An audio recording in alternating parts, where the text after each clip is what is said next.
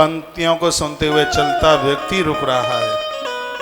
अपने देश के प्रति किसकी जागरूकता नहीं होगी, किसका मन नहीं होगा। राम तीर्थ एक बार प्रदेश की यात्रा में थे। ये उस दिन एकादशी पड़ गई, ट्रेन में बैठे हुए थे, गाड़ी रुकी, सोच रहे थे एक आधा किलो कोई फल मिल जाए तो मैं अपना फलियार कर लूं। जापान की यात्रा में थे, लेकिन उन्हें कहीं मिला नहीं, उन्हें कहीं कोई फल नहीं मिला।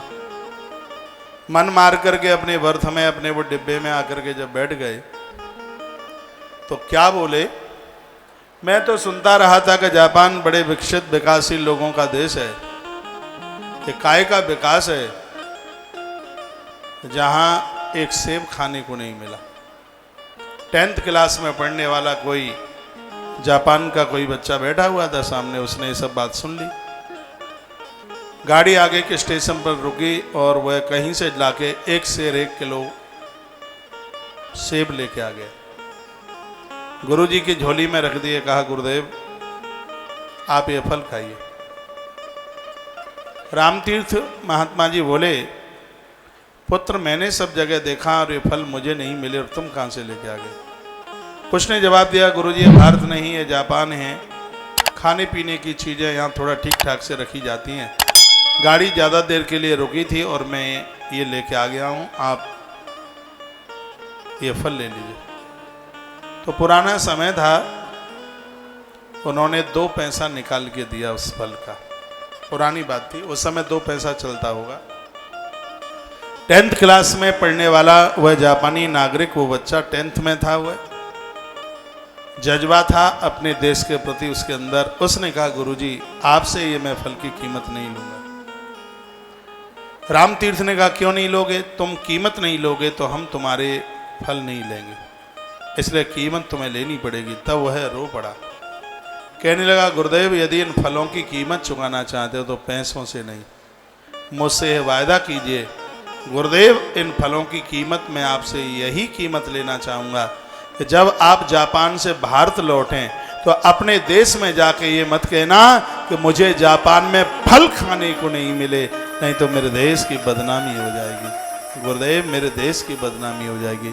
जहाँ के एक एक naगरिक का अपने देश के प्रति इतना सुंदर भाव हो, उस देश का विकास क्यों नहीं होगा। मुझे और आपको सबको चाहिए इस देश के नुकसान को अपना नुकसान समझे,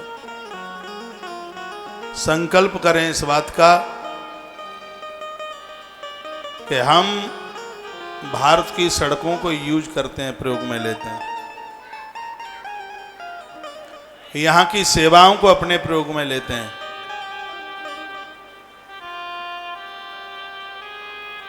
तो राष्ट्र के सहयोग में अपनी आहुति डालना हमारा एक बहुत बड़ा राष्ट्र धर्म है। वैसे तो आप ऐसा नहीं करते होंगे, यदि करते भी हों तो 15 अगस्त को ये संकल्प लीजिए, हम अपने घर में चोरी की बिजली नहीं जलाएंगे। खाली तिरंगा फहराने से काम नहीं चलेगा, कुछ हमें संकल्प लेने। मैं इसलिए कह रहा हूं क्योंकि हम लोग चोरी की बिजली नहीं जलाते। कभी भी ट्रेन में बिना टिकट के नहीं बैठेंगे, इससे देश की ग्रोथ बढ़ेगी। मेरी बात मुस्कुरा करके हंस के ना निकाल देना। टीटी ना पकड़ पावे तो अपनी होशियारी मत ज़्यादा चलाना, सफ़र टिकट लेके ही करना। जितनी बिजली जलाते हो उसका बिल अदा करना। मुझे लगता है कि शायद यह भी एक बहुत बड़ी भक्ति है। यदि हम लोग चोर बन करके जिएंगे तो अस्पताल कैसे बनेंगे, सड़कें कैसे बनेंगी, आने वाली पीढ़ी के लिए स्कूल कॉलेज कैसे बनेंगे। अपने अपने पति को बोलिए, बेटे को बोलिए, टैक्स अदा करें, टैक्स भरें। मैं इसलिए बोल रहा हूँ, हम लोग टैक्स भरते हैं, पूरा भरते हैं। ये गाड़ियाँ आ रही हैं, हमें बोला जाता है कि कैश में दे दीजिए तो 18% तुम्हारे ऊपर नहीं लगेगा।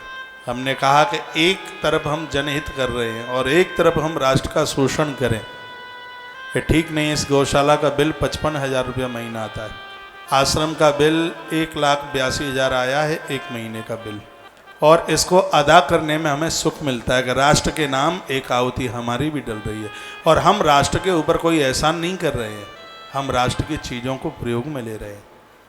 तो यह हमारा धर्म है, हमारा कर्तव्य है। तुलसी वन आश्रम बिना टैक्स के कोई सामान नहीं खरीदता।